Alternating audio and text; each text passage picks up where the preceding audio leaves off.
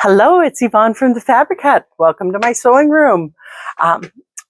Today we're getting to the bottom of our different binding techniques, but today is a really fun one. This is making a flange binding using two different colors of fabric here, but it's a faux flange. You don't have to sew this one on and then that one. It's a really simple technique that I want to show you how to do. I'm going to show you how to take it around corners that are not 90 degrees. And I'm also going to show you this one little quilter's hack that I have. So this is really nice. I used white thread on top because it goes with this pink, and I wanted white to go with the white on the back. And for the most part, it worked really well. But there are times when I got a little bit off. If you can see right here, most of the time the white is down here, but this one kind of got up there a little bit high.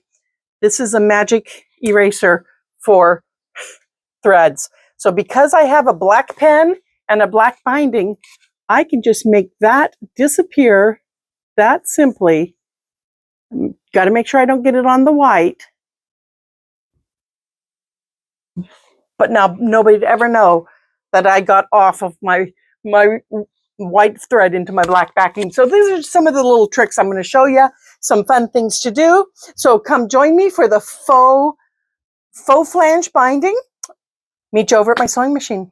Okay, so we need to begin by sewing our bindings together. Now we have two different colors of binding. I have this bright pink and I have this black. Now, the bright pink is cut at, oh my goodness, now I can't remember it. It is cut at 2 inches. I knew that, 2 inches. And then the black is cut at 1 3/8. Now, you would think that the larger one would be the main color of the binding, but it's not. The larger one is actually the flange. So remember that you have to cut the little part showing as the bigger piece. And the bigger piece is the little one. Okay? I know it's counterintuitive, but that's what we got to do on this. So I have 5 strips here that I need to sew together and make my continuous binding. Just a quick recap on that. We're going to put one up and the other down on top of it. If you are good with sewing a straight line, you can just sew there. Otherwise, take a ruler and draw a line. I do pretty good getting straight, so I'm just going to give it a quick sew here. And you're going to put your needle down in the point right there and just sew straight down to the other point. This is a straight binding. We don't need a flange binding on this one. We're going to take the second strip that was face down, turn it face up, and put the next strip face down on top of it. And again, start right in that little point and sew to the next point. I think I have 5 strips here, so I'm going to make 4 joins.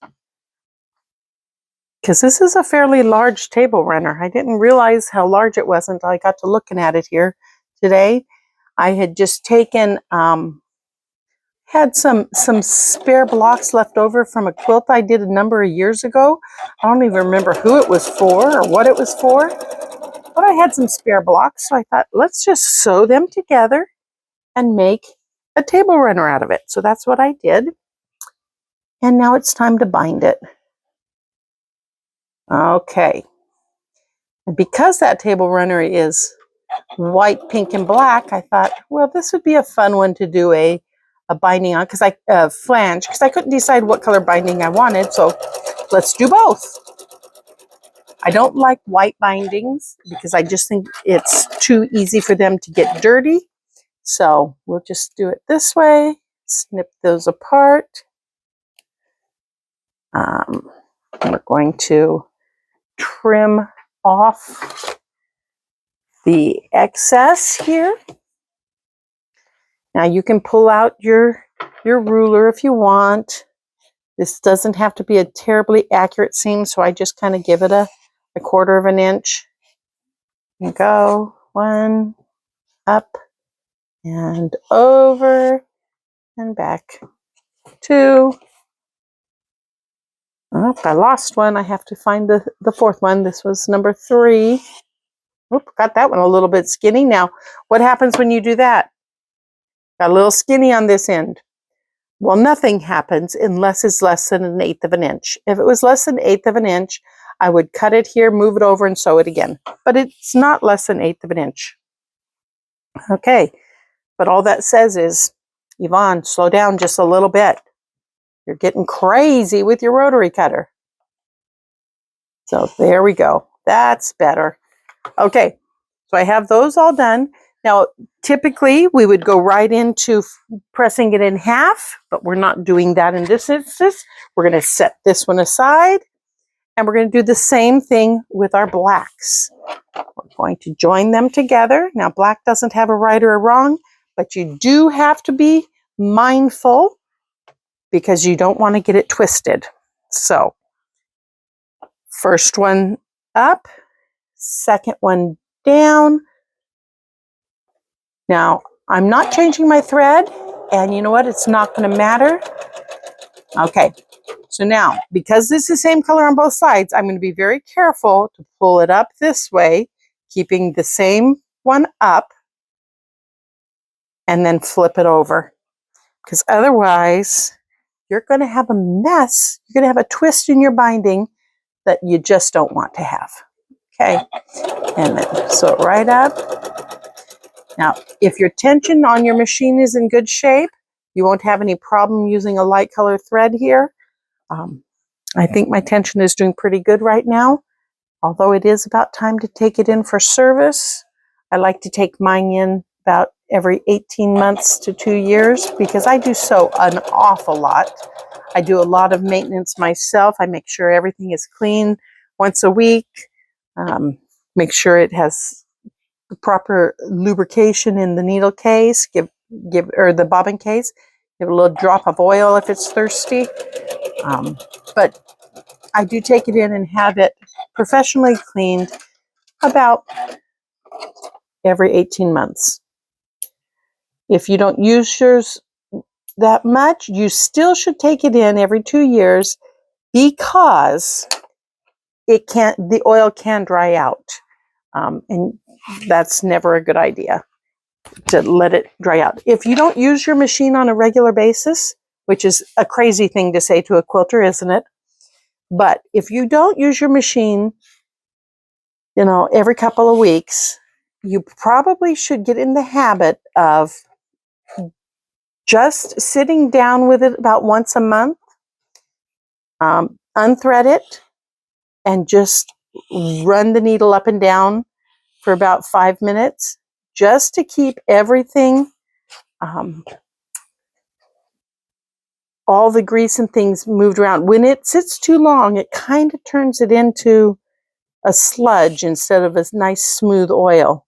So my friend who is a sewing machine repairman suggests that every month or 6 weeks, just run it without any thread for a few minutes. And your machine will last you much, much longer. Otherwise, it runs the possibility of seizing up. And nobody wants that. Okay, enough chit-chat about that.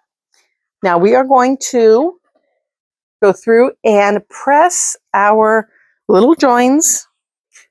Just like you do with any other one, you want to press these open. We are still not ironing anything in half. We're just pressing open our joins. I started in the middle. Well, that's a fancy place to start. Finger press, hit with the iron. The reason for this is it just alleviates a lot of bulk at the seams. when you're sewing your binding down, you don't want it to be too much of a thick spot anywhere. Okay, and I think this is the last one. I think that's 3. If not, I'll find it in a minute and get it done. Now you see how you don't see that white? If I sew my binding on and really stretch it, you'll see it. But because my tension is accurate, I can get away with these little short seams with that. Okay, so that one is done, I think. Yep. And now I have to do the pink one. Same thing. Start. Let's see, find an end. Of course, I went the wrong way, right? Because that's how things go. Okay. So, press it out like this. I do have a little bit of a fold right there, so I'm going to just give it a little bit of a flatten out. See how it's curling up right there? I had it pinned to my design wall and wasn't taking very good care to keep it flat, so have a little bit of a tweak, but I think it'll be okay. We'll get it all flat when we get it pressed, or when we get it sewed together. Alrighty, so now this is our flange section. I'm going to bind with black and have a little pink flange. So, everybody familiar with what I mean by flange? Flange is a folded seam that's typically 1/4 of an inch or less that hangs loose in the quilt binding. So it kind of gives you that little 3D effect on the edge of your binding. Okay, now we have both of these. I like to go one step further. I do not like, I'm trying to find an end here so I can get back up here. Okay, I do not like when this seam and the seam on this one happen at the same time. It just annoys me. I don't know why, but it does. But see how it's folded opposite direction, so it's not real bad as long as it's going the opposite way. But if it hits and is uncomfortable for you, flip one of them around and start at the other end, and that's going to offset it a little bit. Or, well, where's my end? Gotta find my end. Here we go. Or offset at the end. I start by matching up my 2 ends and running it through. This does 2 things for me. It checks that seam. Look at right there. They are going to come at the exact same spot. But it checks that seam, but it also checks to see if I have right sides together. So what I'm going to do is I'm just going to move this up just a little bit because I know I have plenty of binding here. I'm not short. I cut plenty. I like having excess. So now I'm not going to start, when I'm sewing together, I am not going to start end to end. I'm going to come down just a couple inches just so I know that those aren't going to hit at the same spot. Okay, and then I am just going to sew this whole thing 1/4 of an inch all the way up. So we're just going to, I don't know if you can see it. This is how I'm holding it. I've got the flange underneath and the black on top, and I'm just holding them together and letting them run through my fingers, and that's helping me position them as I go. And I'm keeping a little tension on that bottom one so that it doesn't shorten up on me. You know how the bottom wants to get a little bit shorter because of the feed dogs? I can keep just a little bit more pressure on that bottom one by pinching my 2 fingers together so that it doesn't do that. I don't want it to do that. And I'm not putting any pressure on the top one. It's just riding right along. And I'm looking right here to keep them lined up. I'm not looking up here. I'm lining them up down here. And then they just gently glide in. I'm using my left hand just to keep them going straight because I'm only doing this guiding with one hand. The other hand is just simply holding the fabrics together. Normally we sew like this. So I'm definitely using my left hand to make sure I'm staying right against my foot. And I'm keeping it where I'm consistently seeing just a little bit of pink so that I know that I have not wandered off this way some. So just a smidge of pink. So here's my first join right there.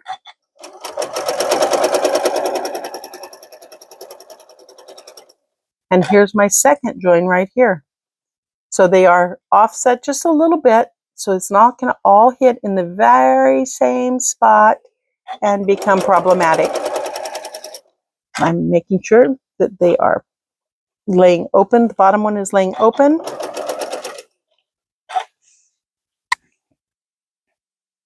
And this is going to just take me a few minutes to sew through it. So once I get it done, we'll come back and I'll show you how to press them. Okay, so we are going to press this towards the binding fabric, towards the smaller one. We're going to press it all towards the smaller one all the way down, and then we're going to fold it over and press it in half. And what you get when you do that is this pretty little area like this. So this is going to, we're going to sew it on the back. This is going to roll around to the front of your quilt, and you will stitch down right in this little row here. So this pink becomes your flange, and this becomes where it's attached to the front of the quilt. So in preparation for that, though, we have one more thing we need to do. On the end you're going to start with, I want you to open it up, and I want you to find a ruler with a good 45-degree angle. Okay, right here's a 45 and right here's a 45. We want the 45-degree angle to go across the top of the fabric. Now, see what my problem is right here? My ruler's, oh, you can't see my problem. Let me get up here a little farther.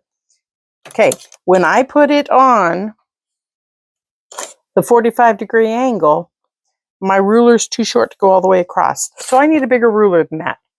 That's just a little squonky one. Let's get a big one here. Okay, so I need to find a 45-degree angle.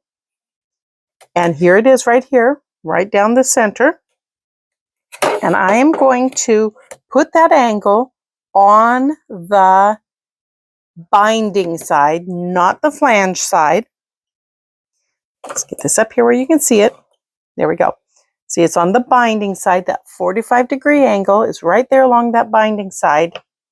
And then I am going to, now I'm doing this backwards. I'm going to stand on my head to do it for you.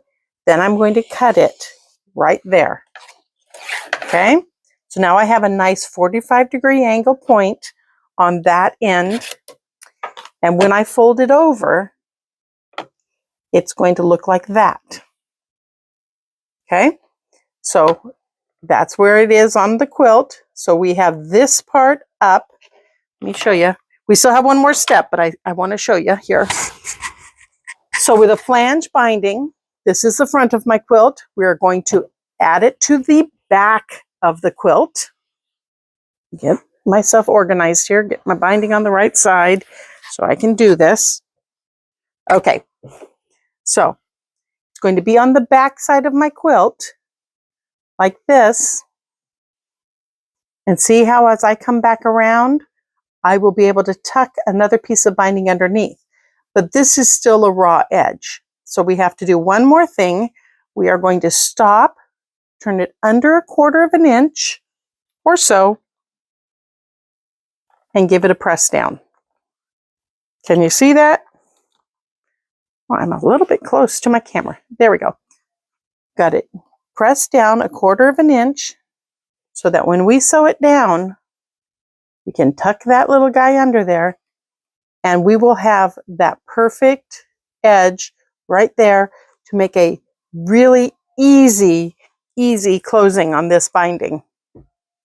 Okay, so here we go. Oh, got boards there, got boards there. I am going to keep on my 1/4 inch foot. However, I'm going to move my needle over so it's a true quarter, not a scant quarter. So I'm going to bring it over a little bit. There we go. And I'm going to start down a little ways because you know I don't like to start on a corner. It makes it too hard to finish it off.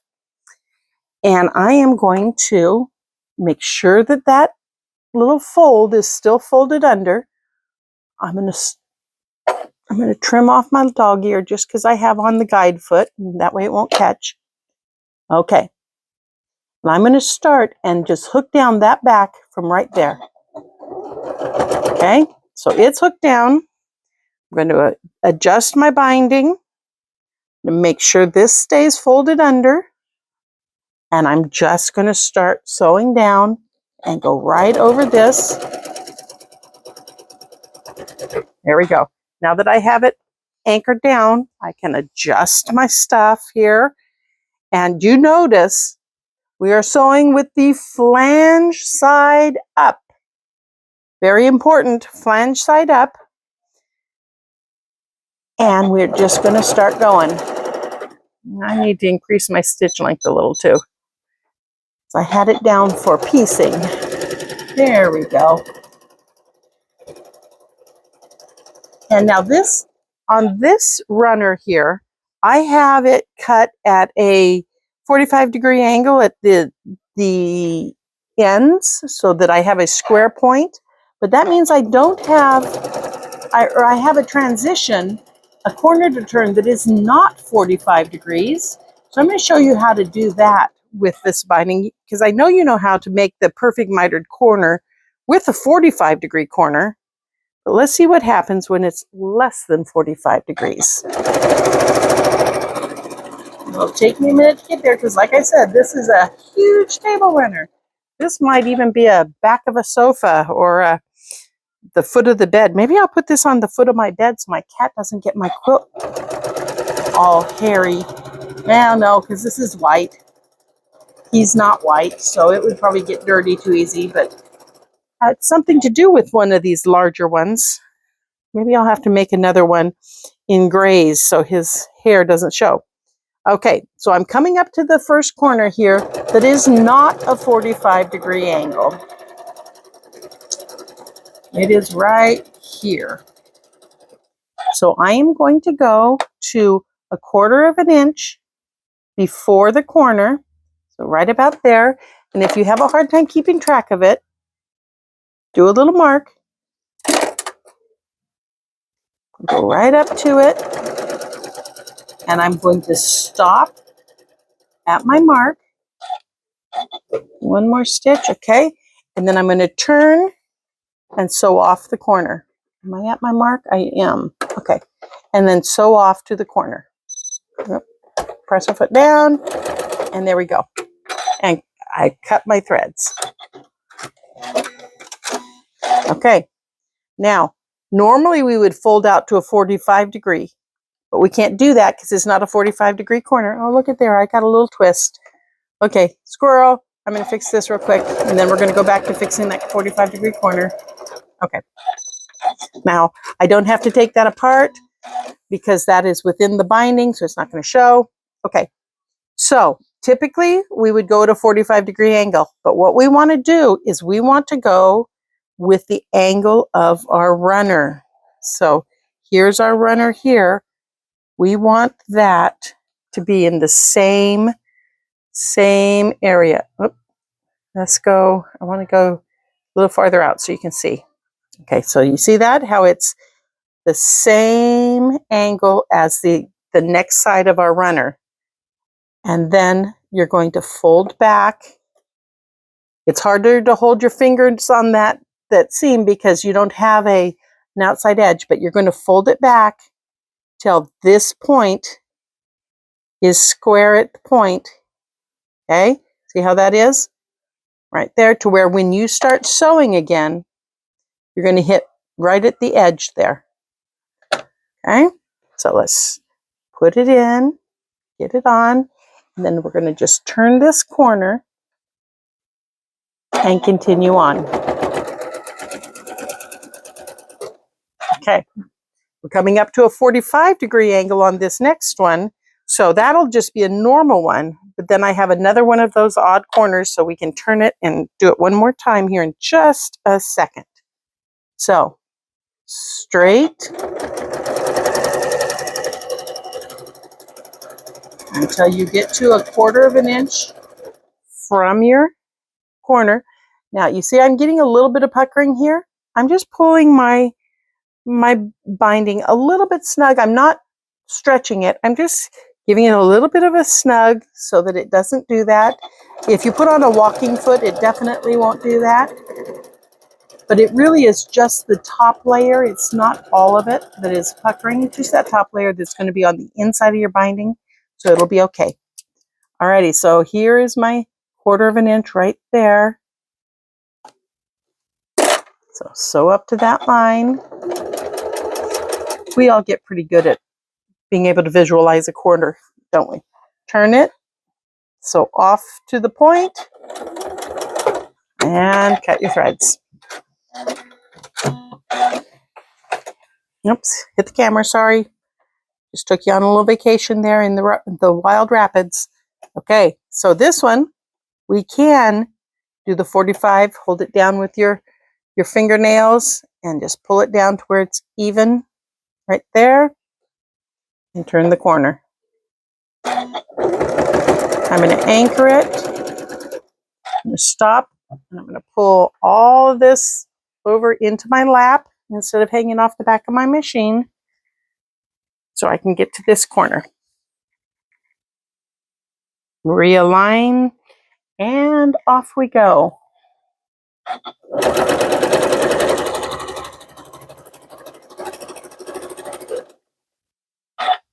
Get a little snug again because I see some walking going on.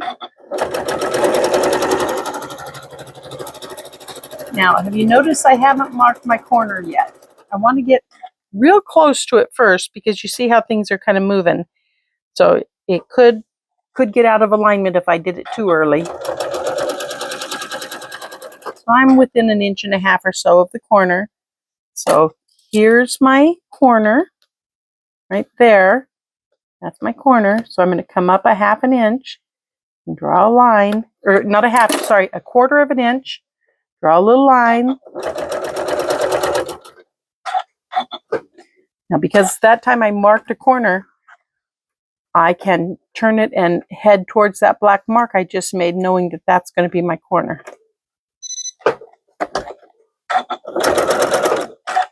And there we go. Okay. Up and even with the side of your quilt, parallel. No, not parallel. Yeah, parallel. Oh, math was a long time ago. Parallel to the side of the quilt, and then bring it down till that point nests in there. You can hold your finger underneath and see how it just kind of nests right there.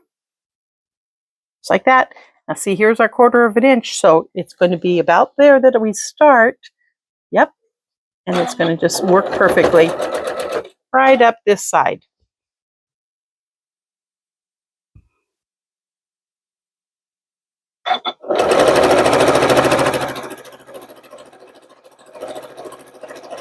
Okay, so I'm going to just continue around the whole other side, and when I get back to here, I'll be back to show you exactly how we're going to, well, there you go, back to here. I'll show you how we're going to finish it off. Okay, so I'm back here almost to the beginning, and I'm coming up to this spot. So what I need to do is, see, I did have a lot of extra binding here. I need to trim this binding to where it's past this point. Let me get the phone adjusted so you can see what point I'm talking about. We want it past this point to fit into that little slot. Okay, So I'm going to cut it about right here, and I'm going to cut it at a 45-degree angle. So I'm just going to rough cut it because it's going to be hidden. Okay, again, I probably should have got out my rotary cutter because these are not the right scissors to use, but we're going to make it work. Okay. Alrighty. And then we're going to just fit this little guy right inside that area. You see how this, it's okay if this isn't completely covered because this part is. We just need everything on that side of the line to be covered.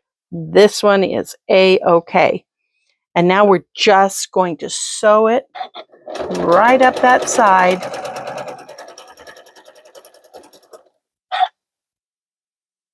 Keeping it nice and level.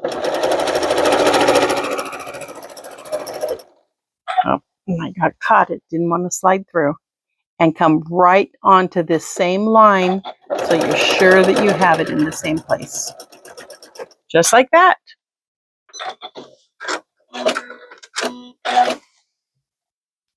See that? And now when you turn it over, look at here. It's exactly lined up right there. That's what we want.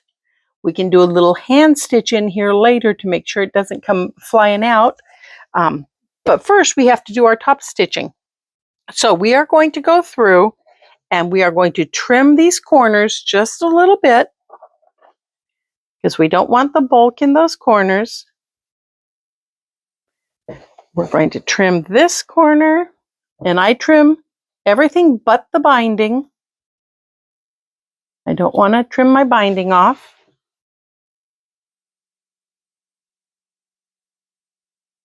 Just so that we have a really good point on those corners. All right, now we have to think about what color is going to be best to sew this in. Okay, we have, holding it to the front here, what we've got. We've got black and we've got pink, right? Which one do we think would be the best one to sew with? The idea here is that because we pressed it towards the black, that the downhill side is here on the pink. So we're going to go with whatever's going to match that. We need to make sure we still leave white in the back because we don't want it to show here. We are going to be stitching, I believe we're going to be hitting outside of our black. Well, maybe not. Let me think. Let me get a good feel for it here. You can feel where it's going to hit. It is going to hit, right at the edge of the black and white. So I think I am going to use a white. I'm going to make sure I have it pulled farther over because if you look here, the white kind of just blends in with that pink because of the white flecks in the pink. So I think that's what I'm going to do. And here's my spot that I had it in, and I popped that out as I was playing. You can go through and add clips all the way around if you want. I tend to just do it as I go. I'm just pulling it loose as I go. I'm going to flip this over. Now, I am going to take off my 1/4 inch foot with the guide, and I am going to put on my open toe foot so that I can see exactly where I'm at, because I want to sew just to the left of that ledge. I want it to be in the pink, not in the black. And I'm going to do a little tester here to make sure that I'm hitting the white in back. If not, then I need to rethink this. So I'm going to just do a couple of inches, whatever I'm willing to take out. Just like that. And see how I'm going right next to the black, but not on it. Now I want to look and see where that seam is hitting back here. Okay, see how it's hitting just a little bit away from the black? So that's going to be the right place for me. So white thread is perfect on this case. And let's just go. And we're going to sew it all down, all the way around. Now, when I get to this part where I pieced it, I need to be very careful and make sure that I'm getting this lined up accurately so that those seams match. Remember, they matched perfectly on the other side, so we got to get them pulled around, matching perfectly when we get there. So here we go. Right down in that little ditch, not hitting the black. Okay, and I'm almost to my part that matches up here. So I'm going to use my finger to get that pulled over nice and snug into the right place and come right up to it. And once I get it right on it, then I can readjust to keep going. I always like to get it anchored before I start readjusting or I end up with a spot. Okay, and then right down. Whoop. Now look at what happened. I got up on the black. And so that's going to show. So I would stop and fix that because you don't want, especially if you have a high contrast color like this. If it was a color that blended in, I wouldn't worry about it. But this is a very high contrast color and it's going to show, and I don't want that. So I'm going to pull that out, pull it out the back, and off we go again, being a little more careful.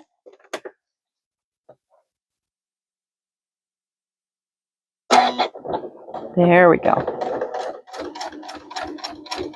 And I'm staying right next to the black now, making sure I'm getting it pulled over far enough.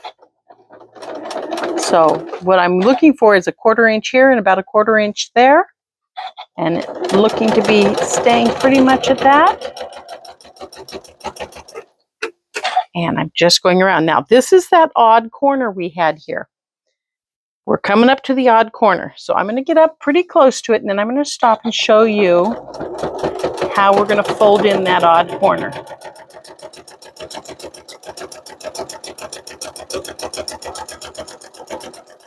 Okay, so now when you're coming up to a corner, I always like to stop and fold this side in first, like that, so that when we fold it over, the seam is coming towards me and my foot isn't going to catch it. See how that just turned that corner in a nice little seam there?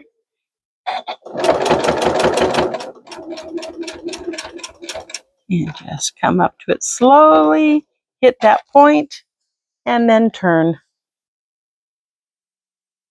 And off we go again. And we'll just continue this all the way around. And you will have your first quilt with a flange done.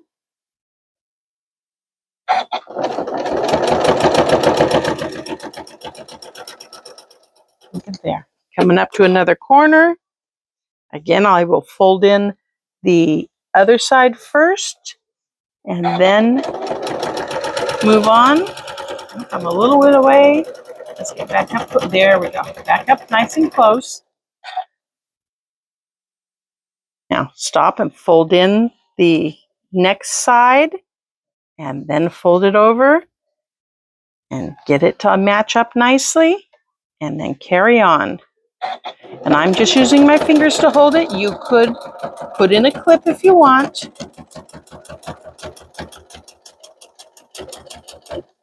Get it right into the corner and turn. We'll do one more corner with that odd shape.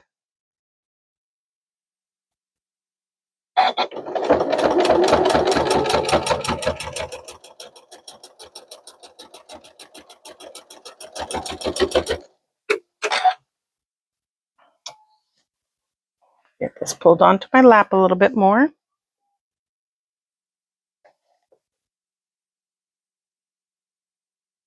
And here we go. Oh, I got up on my black, just a couple of stitches. I'll go back if it's noticeable, I'll go back and take it out. If it's not, I'll just leave it be. Because it was just 1 or 2. Okay, fold this one up to the point.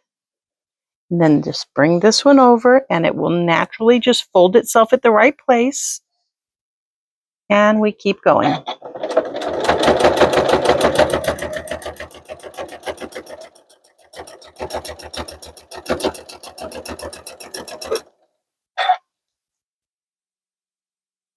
soon as we get around this corner, I'll show you where I went up and see whether or not I'm going to need to move it. Okay, there. Now, see, I went up just a few stitches here. I'll probably go back and fix that, because otherwise I'll know it's there and it'll bother me. Would anybody else notice it? Probably not, but I will.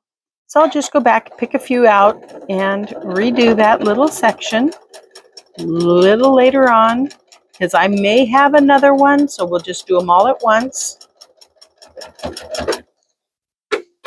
And we are now just straight on till we're done. So there you go. I'm going to cut this out so you can see what you got. Right there. Look at that. Look at that pretty flange binding. So this part kind of comes up a little bit. Kind of just gives a little bit of 3-dimension to your quilt. But isn't that pretty? Isn't that pretty? So I hope you like this technique. I hope you enjoyed the video. If I can answer any questions, just drop a little note there into the comments and I'll get back to you when I can. So happy quilting!